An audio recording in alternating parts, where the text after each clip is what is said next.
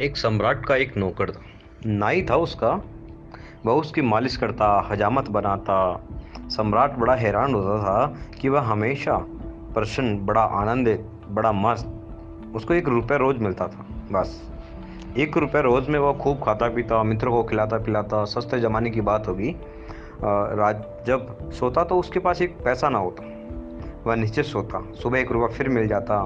मालिश करके वह बड़ा खुश था। इतना खुश था कि सम्राट को उससे ईर्ष्या होने लगी। सम्राट भी इतना खुश नहीं था।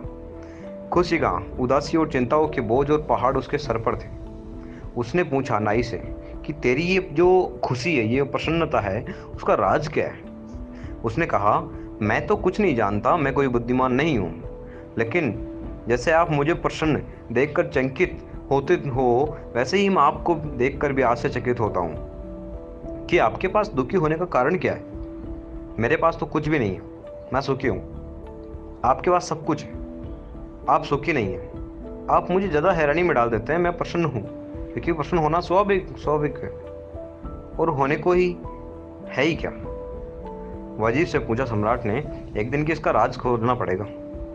ये नाई इतना प्रसन्न है कि मेरे मन में ईर्ष्या की आग जलती है कि इससे तो बेहतर नाई ही होते हम। ये सम्राट होकर क्यों फंस गए हम। न रात नींद आती है, न दिन चैन आता। रोज चिंताएं बढ़ती ही जाती है।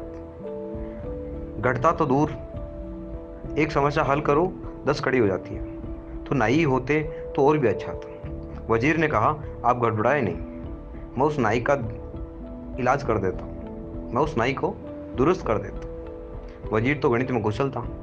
सम्राट ने कहा, क्या करोगे। उसने कहा, कुछ नहीं, आप 1-2 4 दिन और देखो। वह एक 99 रुपये का एक थैले में रखकर एक रात नाई के घर में फेंक आया। जब सुबह नाई उठा तो उसने 99 गिने। वह चिंतित हो गया। उसने कहा, बस 1 रुपया आज मिल जाए तो आज उपवास ही रखेंगे, 100 पूरे कर लेंगे बस। फिर था ही क्या, उपद्रव हुए शुरू। कभी उसने 1 रुपया इकट्ठा करने का सोचा नहीं था। इकट्ठा करने की सुविधा भी नहीं थी। वह 1 रुपया मिलता था, वह पर्याप्त था जरूरतों के लिए। कल की उसने कभी चिंता ही नहीं की थी। कल उसके मन में कभी छाया डाल ही नहीं पाया। वह आज में ही जिया था। आज पहली दफा कल उठा, 99 पास थे, 100 करने में देरी क्या थी। सिर्फ एक तकलीफ, एक दिन एक तकलीफ उठानी थी और 100 हो जाएंगे। उसने दूसरे दिन उपवास कर लिया। लेकिन जब दूसरे दिन वह आया सम्राट के पैर दबाने, तो वह मस्ती नहीं थी, उदास था, चिंता में पड़ा था। कोई गणित चल रहा था उसके मन में। सम्राट ने पूछा, आज बड़े चिंतित मालूम होते हो, मामला क्या है। उसने कहा, नहीं हुजूर, कुछ नहीं है, कुछ नहीं, सब ठीक है। मगर आज बात में वो सुगंध नहीं थी जो हमेशा होती थी। सब ठीक है, ऐसे कह रहा था जैसे हमेशा सब कहते हैं। जब पहले कहता था सब ठीक था ही, आज औपचारिकता एक पूरी कर रहा है। सम्राट ने कहा, नहीं, मैं नहीं मानूंगा। तुम उदास दिखते हो, तुम्हारी आंख में रौनक नहीं है, तुम रात को ठीक से सोए नहीं हो। उसने कहा, जब आप पूछते ही हैं तो आपसे छुपाना ही क्या।